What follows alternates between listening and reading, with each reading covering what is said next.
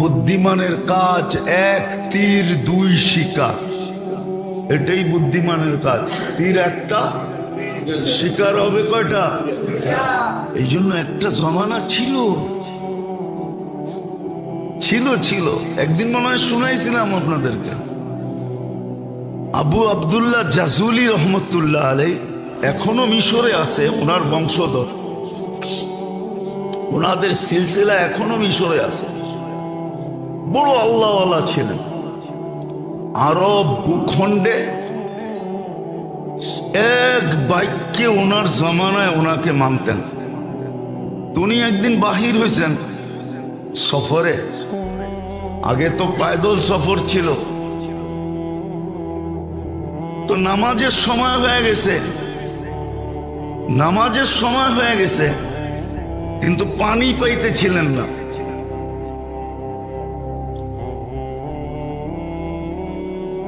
সময় সংকীর্ণ হইতেছিল, তালাশ করতে করতে কুয়াতোর সন্ধান মিলছে, কিন্তু কোনো বালতি পাইতেছিলেন না যে পানি উঠাবেন কি দিয়া। তো দেখতেছে ছোট একটা মেয়ে ওইখানে খেলতেছে, ডাইকা বলছে, মেয়ে আমাদেরকে একটা বালতি দাও। তো বলছে কেন? কুয়ার থেকে পানি উঠাবো, নামাজের সময় শেষ হয়ে যাইতেছে। তো মেয়ে জিজ্ঞাসা করছে, তোমার পরিচয় কি, কোত্থেকে আসছো? তো নাম বলছে আবু আব্দুল্লাহ আল জাজুলি, মিশর থেকে আসছি। তো মেয়ে অট্ট হাসি দিয়া মাটিতে লুটায় পড়ছে। তো বলতেছে, ওই মেয়ে তোরে বলতেছি বালতি দে, নামাজের সময় চলে যেতেছে, আর তুই নাম শুই না লুটায় পড়তেছ হাসতে হাসতে মাটিতে। তো মেয়ে বলতেছে, এত বড় শাইখ, শাইখুন কাবীর, এত বড় শাইখ, সারা আরব ভূখণ্ডে তোমার নাম ফাইটা বেড়াইতেছে, ফাইটা যেতেছে, আর তুমি কুয়ারতে পানি উঠালে লেগা বালতি খুঁজতেছ, ঠিক না? এত বড় শাইখ হয়ে লাভ হইল কি? তো বলতেছে, চল শাইখ তোরে পানি উঠায়া দিই। তো মেয়ে যে কুয়ার ভিতরে থুতু দিছে, কুয়ার পানি উছলায়া উপরে উঠে গেছে। কয় শুধু উজু না, গোসলও কর। তো উনি উজু করে নামাজ পড়ছে। জিজ্ঞাসা করছে, ওই মেয়ে তুই এত বড় বুজুর্গি পাইলি কি করা? বেশি কিছু না, আমি বকরি চড়াই আর সারাদিন আল্লাহ রসুলের উপরে দুরুদ পড়ি, দুরুদের কারণে আমি এই বুজুর্গি পেয়েছি। ওই দিন থেকে উনি নিয়াত করছেন যে আমি একটা কিতাব লিখবো দুরুদের উপরে। ওই কিতাবের নাম হলো দালাইলুল খায়রাত। উনি লেখছেন প্রতিদিনের এক দুরুদ, 7 দিনের 7 রকম দুরুদ, লম্বা। এক এক দিনেরটা পড়তে আধা ঘন্টার মতো লাগে, কিন্তু এটা পড়তে হলে এজাজত নিতে হয়, এজাজত ছাড়া পড়া যায় না, তাইলে আবার মাথা গরম হয়ে যাবে। হইতে পারে লুঙ্গি খুইলা পাগড়িও বানতে পারে, এটা এত জালালি। তো এই জন্য ওটা এজাজত নিতে হয়, যার এজাজত আছে তার কাছ থেকে এজাজত নিতে হয়। হ্যাঁ, অহংকার করে বলতেছি না, বুঝানোর জন্য বলতেছি। আলহামদুলিল্লাহ এজাজতও আছে, বহুত দিন ধরে আমলও আছে। হ্যাঁ, আমার কাছে এজাজত আছে, অহংকার করে বলতেছি না। তো যেটা বুঝাইতেছিলাম যে এক জমানা ছিল বাচ্চা পর্যন্ত কি পানি উঠাইতে বালতি লাগতো না, থুতু দিলেই পানি উছলে উপরে আসতো। আজকে তো বুড়াও পারে না, ঠিক না? আজকে তো সাইকুল হাদিসও পারে না, আমিও পারি না। আমি যে পারি এমন না, আমিও পারি না। আজকে তো সাইকুল হাদিসও পারে না। আজকে তো পিরানে পীর যারা নিজে করে বলে ওরাও পারে না। ওই জমানায় তো বাচ্চা পারতো, ওই জমানায় বাচ্চা পারতো, মহিলা পারতো, পুরুষ পারতো। কিতাব উঠান দেখেন না, কেরামতুল আউলিয়া দেখেন, পাবেন। হ্যাঁ, শাহজালাল রহমতুল্লাহ আলাইহি মুসল্লায় সুরমা পার হয়ে দেখায় দিছে দুনিয়াকে, কিয়ামত পর্যন্ত স্বর্ণ অক্ষরে লেখা থাকবে না? থাকবে না? হ্যাঁ, দেখায় দিছে। সত্য এটাই, সত্য। ভালো মতে ধ্যান দিয়া, কিন্তু শয়তান আমাদেরকে ধ্যান দিয়ে শুনতেও দেয় না, কেননা জানে একটা পর্ব থাকে। যখনই কোনো খোঁচা দেখবেন তখন মনে করবেন এই পর্বটা কবুলিয়তের ছিল। এই জন্য শয়তান খোঁচা মাইরা সবাইরে পিছের দিকে দেখায় দিছে। আর যদি চুপচাপ বসে থাকতো তাহলে হয়তো হইতে পারতো এই কবুলিয়তের সময়টা আমার উপরে পতিত হইতো। এই সময়টাই ছিল সোনা হওয়ার, আমি সোনা হয়ে যেতাম। কিন্তু শয়তান খোঁচা মেরা দিছে, কেননা শয়তান তো দেখে, আপনি আর আমি দেখি আর না দেখি। নাইলে বিদায় হজে আল্লাহর রসুল কেন বলতেন মুজদালিফায় কান্নার ভিতরে হাসা দিছেন? তো বলছি ইয়া রাসূলুল্লাহ, কান্নার ভিতরে হাসি, আমার দোয়া কবুল হয়ে গেছে। শয়তান যাই না, ও যাই না গেছে বিদায় মাথায় যেইভাবে মাটি মারতেছে আর কপাল মাথার জমিনের ভিতরে দুকাইতেছে, ওর দৃশ্য দেখে আমার হাসি আয়া পড়ছে। তো জানে কোনটা কবুলিয়তের মুহূর্ত। এই জন্যই আপনি করে মাঝে মাঝে খোঁচায়, কাউকে দেখা যায় দরজা ভাঙ্গা ঢুকায়, আবার ও আবার ড্যাঙ্গাইতে ড্যাঙ্গাইতে সামনের দিকে আইতে থাকে। এগুলো সব কবুলিয়তের সময়। ওই সময় শয়তান উশৃঙ্খলা পয়দা করে। তো যেটা বুঝাইতেছিলাম মেরে দোস্ত, ভালো মতে বোঝেন, কাজে দিবে। জীবনের বরফ গলা যাবে, একজনকে শুধু একটা দিয়ে আল্লাহ ফাঁসায় দিবে। হাদিসে আছে, এক ব্যক্তিকে কিয়ামতের দিন বলবে আমি খাওয়া চাইছিলাম, খাওয়াও নাই। আজকে যদি খাওয়াইতা তুমি ওই সময়, তাহলে ওই যে দেখো আমার বুপে মানুষ খাইতেছে 70 হাজার আইটেম, তোমাকেও খাইতে দিতাম।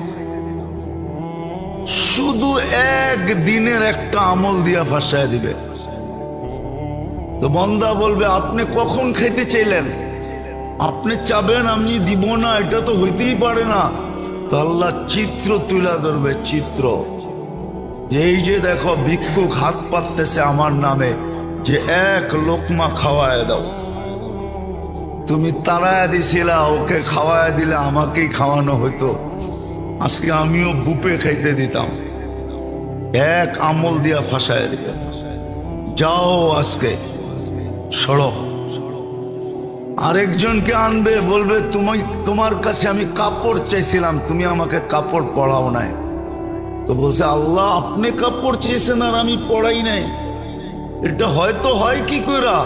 তা আল্লাহ আবার চিত্র আনবে, যে ভিক্ষুক বলছিল আল্লাহর নামে একটা কাপড় পরায় দাও, তুমি পড়াও নাই, ধাক্কা দিয়ে বাইর করে দিছো। ওকে পড়াইলে আমি আজকে তোমাকে জান্নাতের এই পোশাক পরায় দিতাম। এক আমল দিয়া ফাঁসায় দিবে। ভালো মতে বোঝেন, কাজে দিবে, নাহলে চলে যেতে হবে, শুধু আফসোস করব। ওই দিন বলা হবে, কোরআনে লেখা আছে লুমু আনফুসাকুম ফালা তালুমুনি। নিজেকে নিজে যত গালি দিতে পারো দাও। আমরা সুযোগ দিছিলাম, আমরা এই জন্যই নাজিল করছিলাম, সব কাজের দোয়া এই জন্যই দিছিলাম। আজকে তো মুসলমানের দুরবস্থা ভাবতেও খারাপ লাগে। দেখা তো চোখে যায় না, এরকম দিল নাই যে দেখা যাবে। আমি ফিলিস্তিনের অবস্থা আজ পর্যন্ত শুধু এক নজর দেখার পরে দ্বিতীয় দেখার মতো দিল আমার ভিতরে নাই, দেখতেও পারি না। চিত্র শুধু একবার যদি ভুলে পড়ে গেল চোখ, কসম খোদার দ্বিতীয়বার দেখলে মনে হয় যে আমারটাই বাইরে চলে যাবে। মন এরকম হয়ে গেছে, সহ্য হয় না। মুসলমানের দুরবস্থা। ভাবতে গেলেও এখন সারা রাত্রের ঘুম উড়া যায়। সত্য এটা। কেন এই দুরবস্থা হবে? ছেড়া দিছি আমরা ইবাদত বন্দেগী, ছেড়া দিছি তসবিহ তাহলিল, ছেড়া দিছি জিক্র ইবাদত, ছেড়া দিছি সুন্নতের আমল। একটা কথা লেখা রাখেন, সময় দিন তারিখ দিয়া লেখা নিজের চোখের সামনে আটকায় রাখেন, লটকায় রাখেন, ঝুলায় রাখেন, বড় অক্ষরে লেখা। আল্লাহ নিজের বিরোধিতা সইতে পারেন, কিন্তু নিজের বন্ধুর সাথে কেউ বিরোধিতা করবে আর বন্ধুর কেউ খেলাপ করবে, বন্ধুর ইজ্জতের বিরুদ্ধে চলবে, মুহাম্মদুর রাসূলুল্লাহর খেলাপ করবে, আল্লাহ এটা কোনোদিন সইতে পারেন না, না, না, না, না। আজকে উম্মত মুহাম্মদুর রাসূলুল্লাহর সাথে কি বলে এটাকে মজাক করতেছে, ঠাট্টা করতেছে, বিদ্রুপ করতেছে। বিজাতি তো বিজাতি, মুসলমান করতেছে মুসলমান। নবীর সুন্নত, নবীর আদর্শ, নবীর তরিকা যারা বলে নবীর তরিকা, নবীর তরিকা, ওরা পর্যন্ত গজ্জিয়া উড়াইয়া দিতেছে। গজ্জিয়া বোঝেন? বুঝেন না? হ্যাঁ, এটা ঢাকা পাবলিক উর্দুও বোঝে না। ওরা পর্যন্ত তুলা যেরকম উড়ায় দেয় এরকম উড়াইয়া দিতেছে। শুধু রাখছে তো দাড়িটা, রাখছে তো টুপিটা। না মুআমেলায় আছে, না মুআশারায় আছে, না আখলাকে আছে, না বিয়েতে আছে, না শাদিতে আছে। কিচ্ছুতে নবীর তরিকা নাই। আপনি নবীর তরিকার খেলাফ চলবেন, কয়েকদিন চলে যেতে পারবেন। নিজের মনকে সান্ত্বনা দিয়া যে আমি তো আয়নায় মাঝে মাঝে দেখবেন। এই জন্য দেখবেন বেশিরভাগ যারা পাগড়ি পড়ে না, ওগুলো লোকে যাবে একটা আয়নাও থাকে না। পাগড়ি বাঁধতে আয়না লাগে তো, নাইলে এটা সুন্দর মতো বান্ধা হয় না। শুধু সান্ত্বনা দিতে পারবেন। আমার কথা রাগ হয়ে যান না। আজকে নবীর তরিকা আমরা উড়াইয়া দিছি। আমরা সুখে থাকি কি করে, শান্তিতে থাকি কি করে? আল্লাহর হুকুমের নাফরমানি আল্লাহ মাইনা নিতে পারে, কিন্তু বন্ধুরটা মাইনা নিতে পারে না। আছে দুনিয়াতে প্রবাদ বাক্য আছে যে তুই আমাকে একা একই জুতা মারতি, আমার কোনো আপত্তি ছিল না, আমার সামনে আমার মেহমানের সাথে কেন এটা করলি? এটা সমাজে প্রচলন আছে। আল্লাহ বন্ধুরটা সইতে পারে না। তো যেটা বুঝাইতেছিলাম, দেখি বুঝে আসে কিনা। ইবাদত বন্দেগী এই জন্য যেন আত্মার প্রয়োজন মিটে, তসবিহ তাহলিল এই জন্য যেন আত্মার প্রয়োজন মিটে, জিক্র ইবাদত এই জন্য আত্মার প্রয়োজন মিটে। এক সময় ছিল, এটাই কোরআন প্রশংসা করছে, ফালিয়াতানাফাসিল মুতানাফিসু। এক সময় প্রতিযোগিতা ছিল, আর কোরআনে এটারই হুকুম আসছে, তানাফাসু বিল বিররি ওয়াত তাকওয়া। প্রতিযোগিতা লাগাও, এটার ভিতরেই প্রতিযোগিতা করো। কিন্তু আজকে প্রতিযোগিতা নাই। আজকে কেউ বসতেই চায় না, মানতেই চায় না, অথচ চিৎকার দিতেছে আমি নির্যাতিত, আমি নির্যাতিত। একদিনও ভাবে না আমি কেন নির্যাতিত, আমি কেন নিষ্পেষিত, আমি কেন ঘৃণিত, আমি কেন দীক্ষিত, আমি কেন অবহেলিত। বলেন মুসলিম শাসকরা কোন ট্যাবলেট খাইছে? অথচ দুনিয়ার মাসলা হল করতে হলে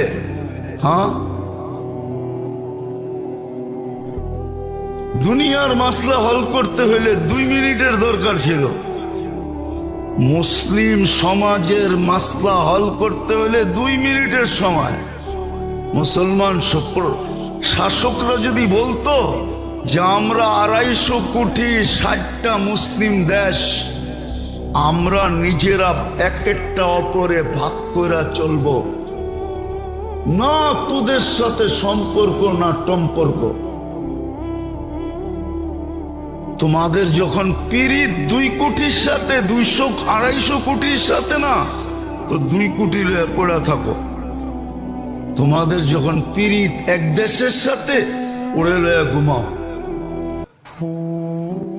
আজকে যদি মুসলমান শাসকরা 60 দেশের মুসলমান শাসক এই থ্রেড দিয়া যদি 24 ঘন্টায় সমাধান চায়, দেখেন 25তম ঘন্টায় দুনিয়ায় কি ঘন্টি বাজে।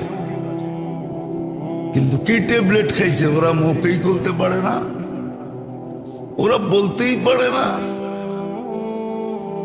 ওরা বলতেই পারে না, মুখেই খুলতে পারে না, মুখেই খুলতে পারে না, বলতেই পারে না। আল্লাহ তো চোখ দিয়ে আঙ্গুল দিয়ে দেখাইতেছে। আচ্ছা আপনারা বলেন, আপনাদের ঘরে ব্যবহৃত যত কাপড় আলমারিতে আছে, 2-4-5 বছর কাপড় না কিনলে চলবে না? চলবে না? না ল্যাংটা থাকবেন, না ল্যাংটি পড়বেন? চলবো না চলবো না? বুকে হাত দিয়ে বলেন তো, সবাই চলবে? চলবে না? তাহলে আপনি 5 বছর না কিনলেন, কিনবই না। 5 বছর পরে দেখা যাবে তোমরা সাইজ হইলে কিনবো, নাইলে কিনবো না। কেন? আমাদের কাছে মাসলা আছে, ওদের কাছে মাসলা নাই। আমাদের কাছে মাসলা আছে, কাপড় সিলায়া পড়া যায়, আবার সুন্নত আবার সওয়াবও মিলবে, আবার নবীর সুন্নত আদায় হবে, সাহাবাদের সুন্নত আদায় হবে। কিয়ামতের দিন ওনাদের সামনে সাথে হাসর হবে। ওগু কাছে মাসলা নাই,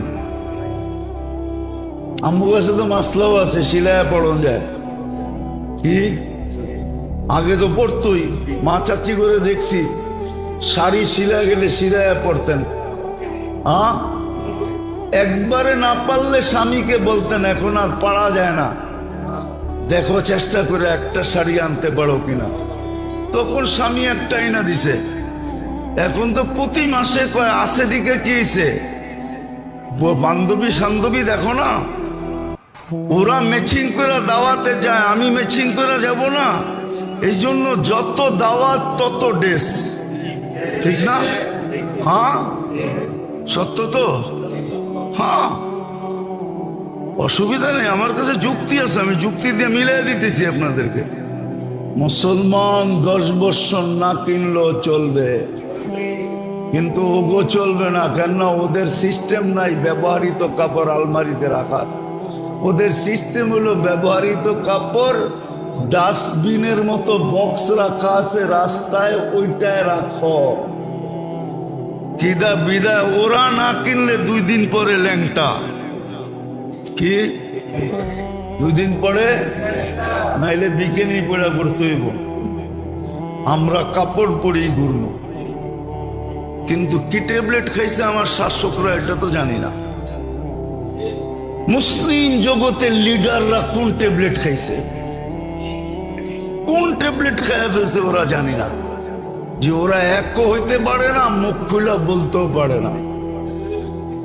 এক হয়ে যদি মুখ খুলা বলতো, হ্যাঁ হায় হায় কবে যে কে আসবে আর মুসলিম লিডার করে শিখাবে, আর বুড়ির মতো একদিন ওরাও চিৎকার দিবে, যেমন বুড়ি চিৎকার দিতেছিল, রাদিতা মিন দুররিহা ওয়া গাদারতা ফিহা ফামান আম্বাকা আন্না আবাকা যিবু। লম্বা কাহিনী। বকরির দুধ খায় বলে বাঘ বড় হয়েছে, আর বকরির আওয়াজই দিতেছিল, বকরির সাথেই ঘুরতেছিল। একদিন করতে করতে আরেক বাঘের সামনে যখন পড়ে গেছে, তো বাঘ ওর চোখ ফুলা দিছে, আরে তুই কেন ওদের সাথে ঘাস খাস, ওদের মতো আওয়াজ করস আর ওদের লোকে ঘুরা বেড়াস। তো বলছিল যে এদের দুধ খেয়েই তো আমি বড় হয়েছি। হইলে কি হয়েছে, তুই আসল মজা তো দেখোসই নাই। তোর ডাক এটা না, তোরে ডাক শিখাই দিয়েছে, বলছে আমার খাওয়া, আমি একটা মাইরা তোরে দেখাইতেছি।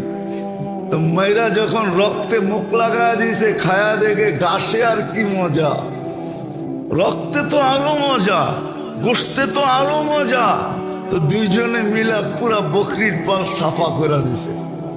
তো বিকাল বেলা বুড়ি আইসা দেখতেছে সব পুরা আছে, ওই বাঘের বাচ্চা নাই।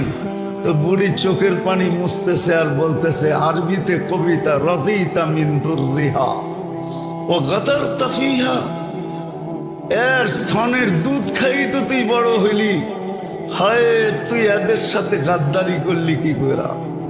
ফামান আম্বাকা আন্না আবাকা দিবু, তোকে কে বইলা দিল যে তোর বাপ দাদা বাঘ ছিল? তা আমার শাসকদেরকে কে বুঝাবে, কোন দিন আইসা কে বুঝাবে যে তোমরাও ছিলা? আজকে তো ট্যাবলেট খায় মুসলিম জগতের শাসকরা পড়া আছে, নাইলে ফিলিস্তিনের মাসলা, মুসলমানের মাসলা 2 ঘন্টার ব্যাপার না, সারা দুনিয়া তোলপাল করে দিতে পারে মুসলমান। অস্ত্র দিয়া না, সৈন্য দিয়া না, শুধু যুক্তি আর বুদ্ধি দিয়া। আল্লাহ মুসলিম দুনিয়ায় কম দেন নাই, 60 দেশের ভিতরে রত্ন কম নাই। সারা জীবন আমরা চলতে পারবো, কারো কাছ থেকে কিছু নিতে হবে না। মুসলিম দুনিয়ার থেকে বেশি কেনাকাটা দুনিয়ার কেউ করে না। আমরা চিনি, আমরা ঘুরি, আমরা জানি মুসলিম দুনিয়ার চেয়ে কেনাকাটা দুনিয়ার কোনো জাতি করে না। জাতি মুসলিম যত কেনাকাটা করে, শুধু কেনাকাটা অফ করে দেখ, সম্পর্ক বন্ধ করা দেখ, সম্পর্ক তোদের সাথে নেই, ডিসাইড তারপরে সম্পর্ক। কিন্তু কি ট্যাবলেট খাইছে আল্লাহ জানে। এক তো আমল ছেড়া দেওয়ার কারণেই আমাদের এই বধিরত্ব চলে আসছে। আমরা সব এখন প্যারালাইসিস রোগী, এই জন্যই অনুভূতি নাই আমাদের। আসেন আমল ধরি, জীবনের প্রদীপ কখন নিভা যাবে জানি না। আল্লাহ আমাদেরকে বুঝার, আমল করার তৌফিক দান করেন।